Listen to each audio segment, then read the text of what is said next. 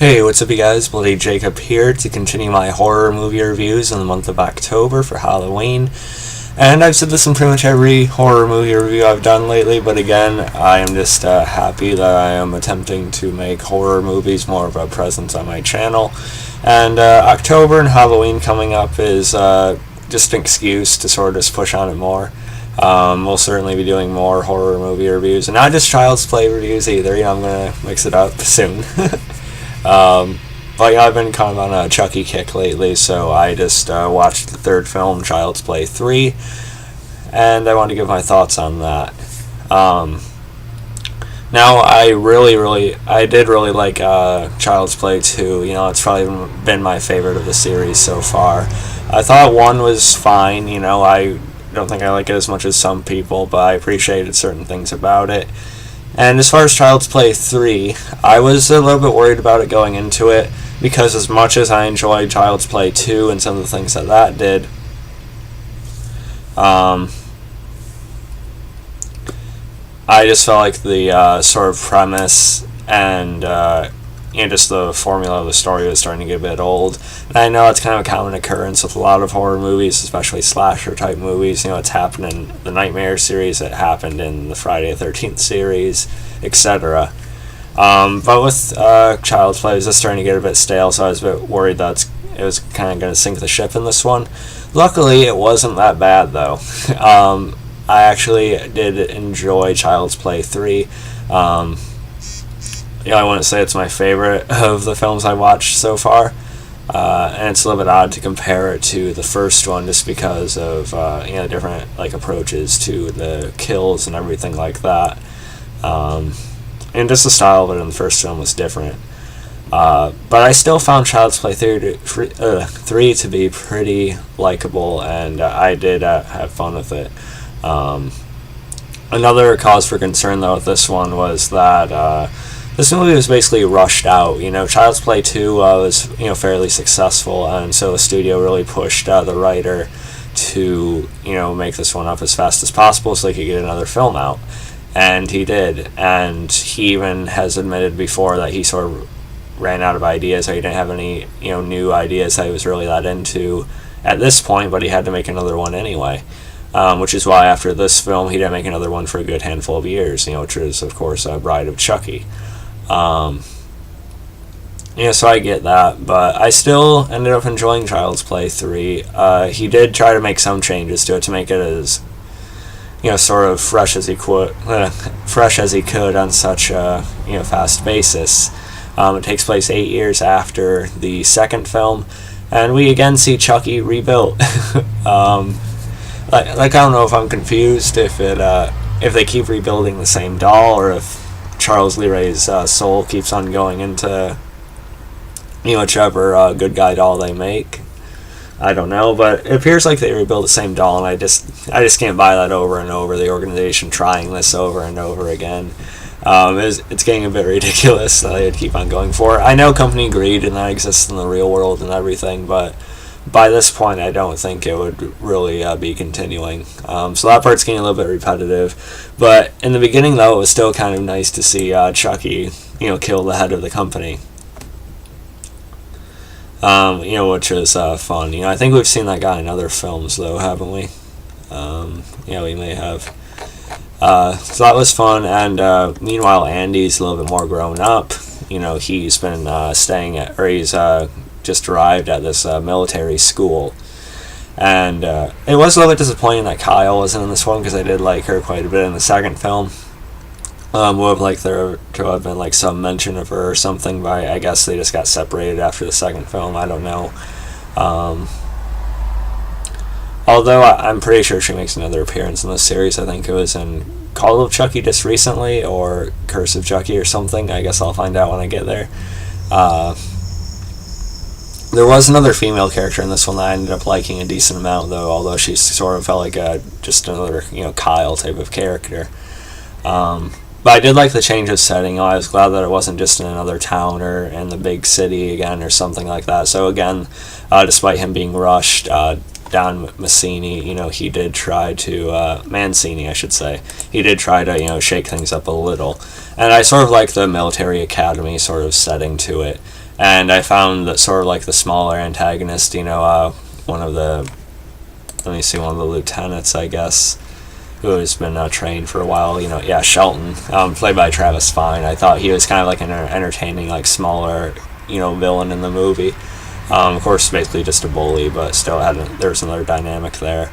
And I said there's a female character that I still liked in this one. That was Perry Reeves' Kristen De Silva. Again, she sort of just felt like another Kyle to put in the movie. But I thought she did a fine job acting-wise. I found her likable.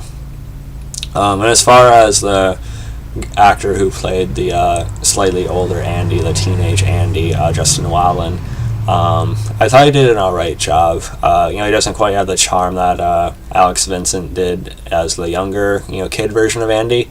But, I liked him a fair bit more than I expected to as the movie went along, I guess. And of course, this movie is more so along the same vein as the second film as opposed to the first.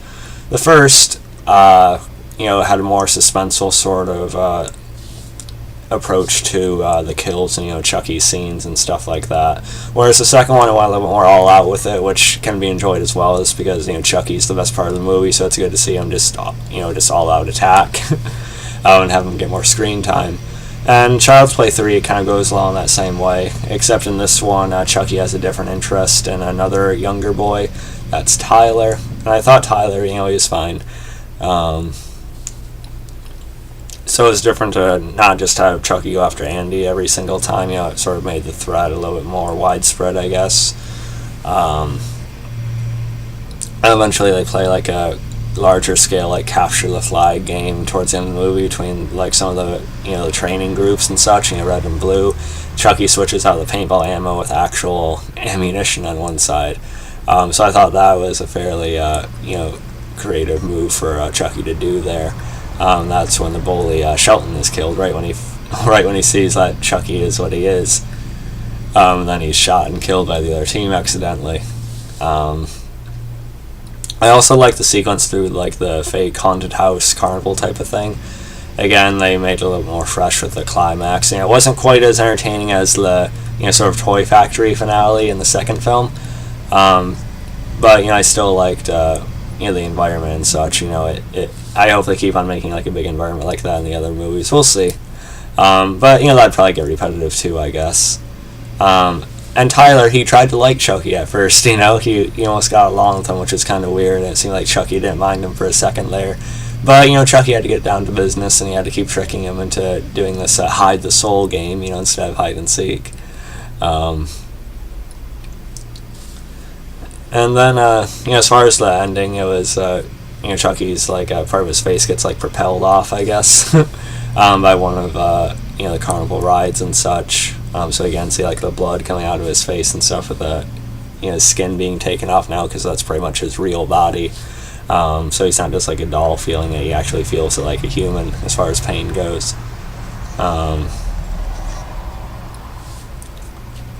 Let's see.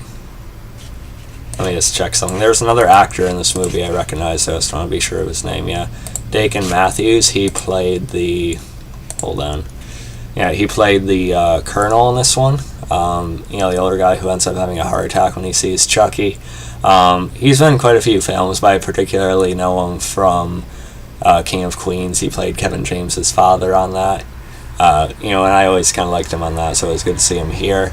And also in the second movie, Spitternet mentioned this one to me. The preschool or the school teacher that Chucky ended up killing with the ruler or the yardstick or whatever. I recognized her as well. I just forgot to mention it. But she was also in a sitcom I enjoyed called Yes Dear. So again, it was good to see her in the second movie. But anyway, back to the third film. Like I said, I did enjoy the finale. I just think it wasn't quite as entertaining as the second, and it didn't have quite as much suspense as the first. So it kind of went in the middle ground between the two, I think. But I still nonetheless enjoyed it. The movie kind of went by pretty fast for me, just because I enjoyed the character, and I thought the characters were fine. I do think the characters in this one are still better than the first, personally, besides the kid. So in ways, I do like Child's Play 3 more than the first one. But, you could just debate about that for a while. It honestly probably depends on what mood I'm in. One night I could be more in the mood for the way Child's Play 1 was. One night I could be more in the mood for a Child's Play 3 type of thing. And I hear Bride of Chucky and Seed of Chucky are quite different, so we'll see how that goes. I'm not going to watch those for a little bit, though. I kind of want to get into some other horror films during the month. But I will watch it at some point, down the road, not before too long for sure. As far as what I would rate Child's Play 3, I've been debating between a C plus and a B minus. I'm leaning more towards a B minus though, because I did enjoy it. I did have a good time with it. I didn't have any serious issues with it. Just sort of it still slowly starting to be weighed down by the premise, but it was still fairly enjoyable. I thought it was a fine enough sequel. Although clearly I can see why he thinks of it as rushed and why he might see it as his least favorite because of the pressure from the studio and everything. But nonetheless, I liked it. So yeah, follow me on Facebook, Twitter, subscribe. I'll catch you guys next time. Peace.